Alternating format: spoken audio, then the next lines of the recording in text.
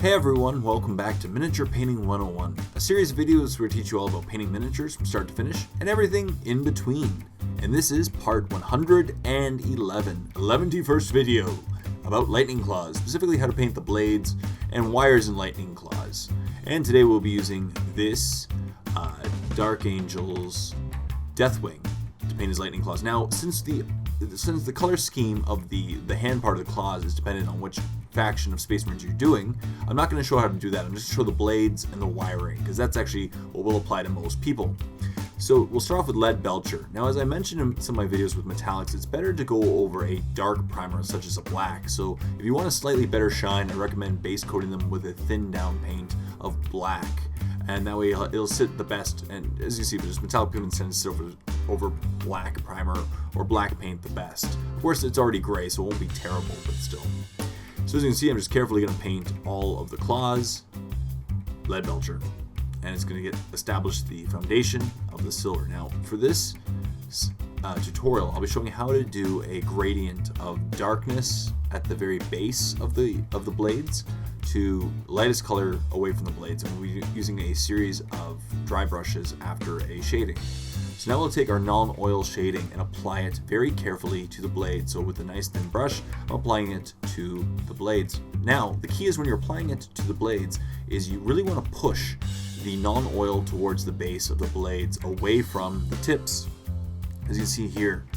So I'm basically just putting it onto the blades and then wiping off the excess off my brush on a paper towel, and then pushing the non-oil towards the base of the blade. That way it will pool at the base of the blade and create a darker area and lighter at the edge. So we're already starting our gradient just simply with the non-oil, and this is a simple way of aiding our nice gradient from dark to light.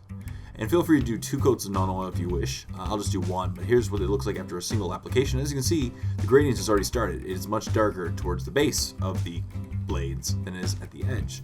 But now we're going to take some lighter metallics and do some simple, nice dry brushing and build up the gradients. So now we'll take Iron Breaker and my smallest dry brush and just dry brush the ends of the blades. And as you can see, we'll start at the very ends and work our way towards the bases, but I'm going to stop about 2/3 the way down, because that's really where the shade started to pool, and you just want to nicely blend into that part of the shading.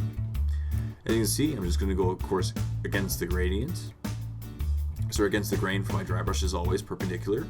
And as you can see, it'll really just pull up along the edges of the blades. The really cool part is right now the inside of the blades I'm doing right now. You can do all along the very inside of the blades if you wish, and all it does is it really makes them look really sharp. The lighter the color along the edges of the blades, the sharper the blades look in the end, and that just gives that really sharp appearance for them. But as you can see now, I'm just doing the bottom parts, once again starting at the edges and the very ends and working my way towards the bases.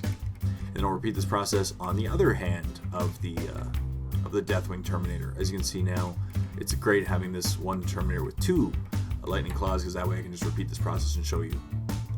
Once again, starting at the end, working my way towards the base, stopping about 2/3 the way down, 70% of the way down. We're already establishing our gradient of colors. The key is just very, very minimal amounts of pigments on your brush. And as you see, after a single application of a dry brush, we already got a really nice gradient going, but we're just going to take it one step further and keep going. So the key is very small amounts of pigment on your brush and very just light dry brush, and repeat until you get the nice gradient that you want.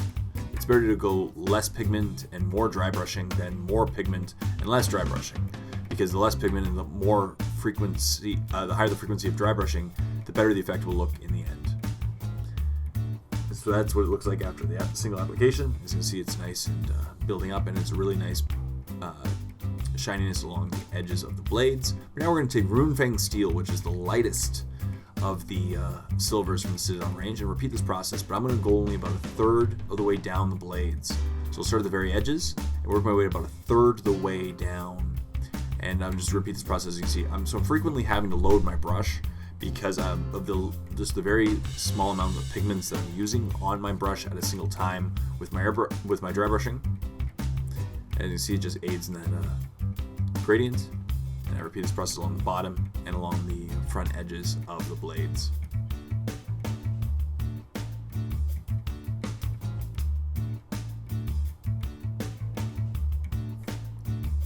And I repeat this process on the other side. And as I said, you can actually go with the lightest color along all the inside edges of the blades. It just gives them that really, really sharp appearance.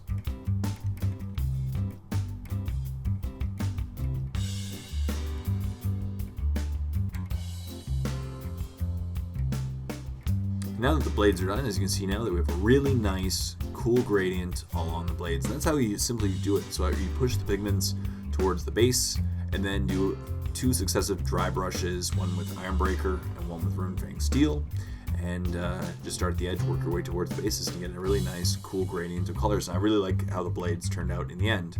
Now I'm just going to show you just a couple colors that I would typically use for the wiring and for the cymbals. Cymbals, of course, is depending on which color scheme you want, but I just wanted to finish off the blades to make them look finalized. So what I really like for the tubing is just gray liner from Reaper. It is a dark matte gray. So what typically happens is it kind of just shades itself. In the recesses it'll appear black, and along the raised parts it'll appear matte gray. And I like to use this for my tubing. Plus it's a really good contrast if you're doing a light color scheme like Deathwing or any really light Terminator color scheme that you want for your Space Marines. Gray liner has a great contrast to it, and because it's such a thin paint, you don't need to thin it down anymore, and it won't obscure any of the details. If you put it on too clumpy, you'll notice that it'll end up ruining the ribbing along the wiring. So it's, with a thin paint like gray liner, it'll really keep the details on the miniature. And then we're going to paint those wirings between the blades and the skull symbols, just to keep it consistent. And then finally, now obviously you can choose whatever metallic you want, but then of course you want to finish off the symbols on the hands. And since this is a Deathwing, I'm going to go with red gold from the liquid gold range from Vallejo. So I did use an isopropanol, 99% isopropanol to cut it, and that way it has a really nice shine to it, goes on nice and thin, and doesn't clump up too easily. Now when using a liquid gold like this, remember you have to frequently clean off your brush because it builds up quickly on your brush since the medium evaporates very quickly. But I'm just going to carefully put it on all the skulls and the inside symbols of the hand. Now as I said, this color depends on what color scheme you're using. In this case, since I'm doing Deathwing, I'm doing a gold, but you can do any color you want. But just take your time, make sure it looks nice and pretty. And here's what the model looks like when it's completely done. And now you can see the lightning claws are completely done. As I said, I intentionally did not show how to do the hand part because it depends on what color scheme you're doing. But I showed how to just do the blades and the wiring, and of course finish off with the symbols, and you have 2 complete lightning claws on your model. And in the end, I'm really happy with the way that it turned out based on the amount of time we did, and just it was a really fun experience to do. So thank you as always for watching this episode of Miniature Painting 101. I really hope you enjoyed it. Stay tuned for next week's episode, part 112, which is just around the corner. But if you don't want to wait for next week, check out The Warp. Click on the link below for a free 14-day trial. It's my premium YouTube channel where not only get the next 6 months worth of Miniature Painting 101 episodes before anyone else, you get to see over 100 start-to-finish painting tutorials, dozens of battle reports and face-off episodes, an Airbrush 101 series, a Q&J series, just tons of content, so go check out The Warp. I think you'll love it. So stay tuned for more episodes. Until next time, this is Jay saying, happy painting, everyone.